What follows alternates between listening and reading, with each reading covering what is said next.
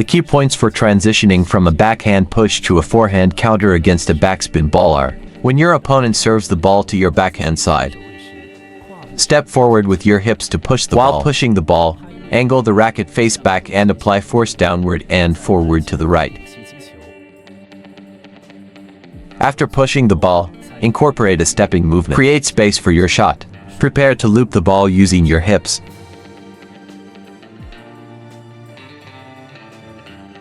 Lower your right shoulder during the forehand preparation. When striking the ball downward with the racket, first engage your legs. The center of gravity shifts from the right foot to the left foot. Then the waist generates power. Use the waist to drive the arm to swing the racket. At the moment of swinging the racket, contract the forearm to hit the ball with force. Let's take a look at the complete motion.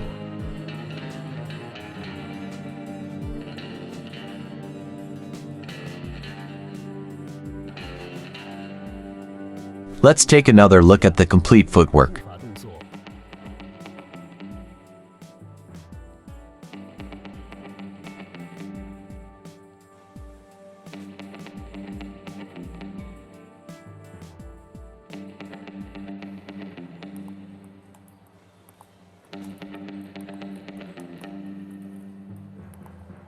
You need to lower your center of gravity a bit first. Your center of gravity is currently a bit too high. You need to be at least parallel to it. Your center of gravity is too high. Because look at how much you're hitting. So you need to lower your center of gravity a bit. But you need to be at least slightly parallel to it. Then you can try moving from back to front. Actually, the structural movement is fine. The main issue is your point of force application. Another issue is that you're standing with the ball here. You definitely can't generate power.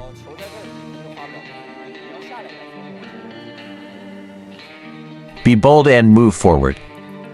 When the ball is in play, it doesn't mean it's spinning.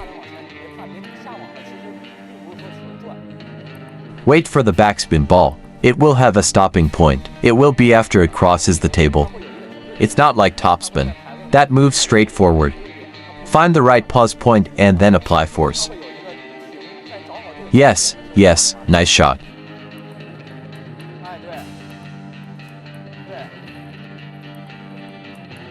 The key is to lower your center of gravity a bit. Also, locate the right pause point for a push. You need to pause first, then execute your shot. Find the right pause point. First relax, then lower your center of gravity, especially for backspin balls. Nice shot, keep it up.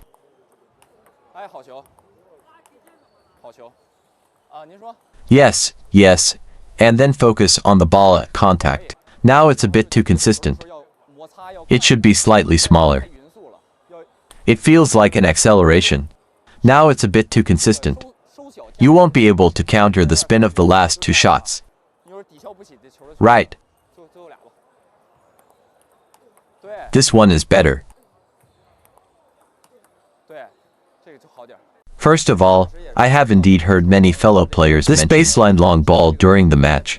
It's considered a relatively difficult ball to handle, including other landing points. Sometimes it's hard to react to a sudden long pass. The speed of a serve. First, there needs to be a judgment. Don't let his speed overwhelm you just yet. As long as he doesn't make a move that you can't react to, it's fine. So if he serves a long ball really well, you can focus your attention on the long serve. The short ball will basically be within your reach. You won't miss it. But the long ball can be directly lethal, so you should refocus your attention and keep an eye on the long ball. If your attention is all here, you definitely won't be able to react to a sudden long ball. When receiving a short ball, you need to step up to meet it. Next, let's discuss the receiving technique. If it's a purely fast ball, for example, at this speed, a ball at this speed actually has no spin. You can just push it. However, for this type of ball, it may have some spin. For a spinning ball, you need to make slight adjustments. Create a little spin. Because a ball with too much spin has a very strong downward rotation. If it's too fast, it basically won't spin, or it will have a slight drop. There should be a bit of active speed in this shot. Yes, just be a little bold with your power, it's fine. Just apply some friction to the ball.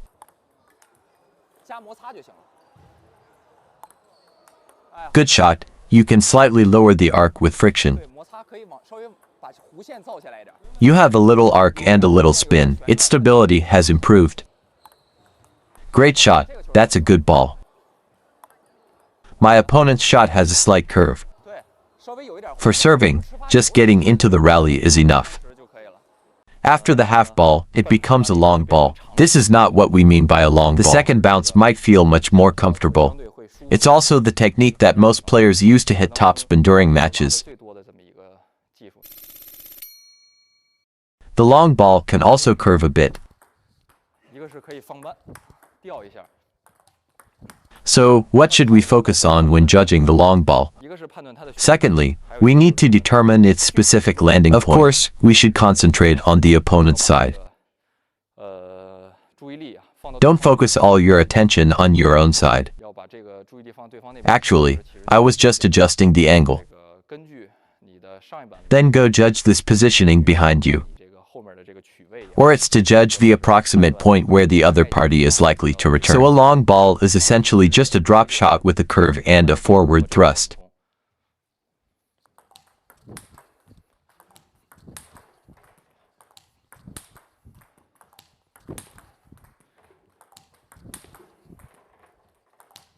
What I want to share the most is still quite a lot.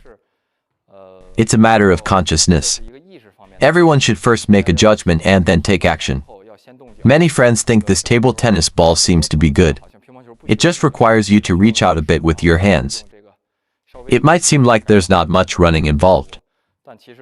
If your shots aren't positioned correctly, hitting the ball and being in the right position is crucial. The outcome of your shot can be completely different. So I hope everyone can start by changing this mindset. You must first learn to judge. After positioning your feet, prepare for the shot. The quality of your shots may vary. Stability can also be inconsistent during matches, or it might not match your own psychological expectations. This will significantly impact your performance.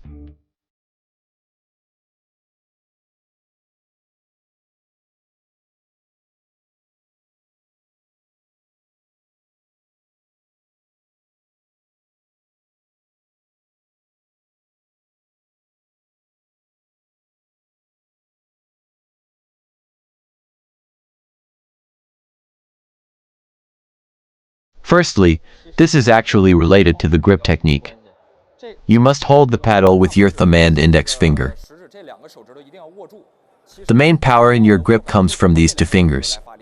The other three fingers are just for support. They help us hold the paddle securely. So you need to pay attention when hitting the ball. These two fingers must exert full force. If you don't apply enough force, the paddle will wobble. That would make it unstable. So what you mentioned about the fingers and wrist is basically important when making contact with the ball. You can try it first. Are you saying there's a problem with the topspin, or then you can try the two I sent you?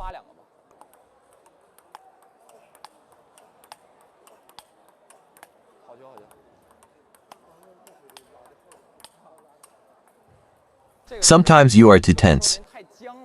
After finishing a stroke, you should relax a bit during recovery. You need to generate force when hitting the ball. If you stay tense until the end. So actually, it's about relaxing and applying force. The sensation of relaxing while applying force. Then you step properly, and you just need to reset. The movements will become stiff and your actions will easily get distorted. It's okay, it's okay.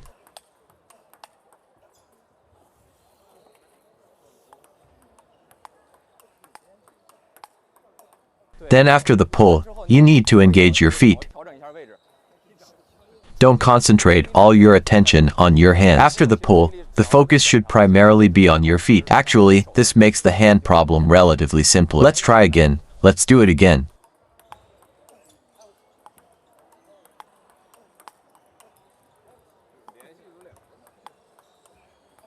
Is that your own paddle? This sponge is too soft. Probably too soft. In fact, this type of sponge is too soft. You can choose a slightly harder sponge. It can be a bit firmer. Also, you don't need to apply so much friction when executing a topspin because the ball can curve when you hit it followed by a brush. Try to feel the hit followed by a brush, and then do it again. Hit first or brush first, hit first. You see, you need to make the sound of the racket first. If you start with just brushing, the ball won't move forward. Hit followed by a brush, especially for topspin. You can do much better, yes. Read more about table tennis on my blog, PingSunday.com. Get free ebook and coaching advices. See you in the next video.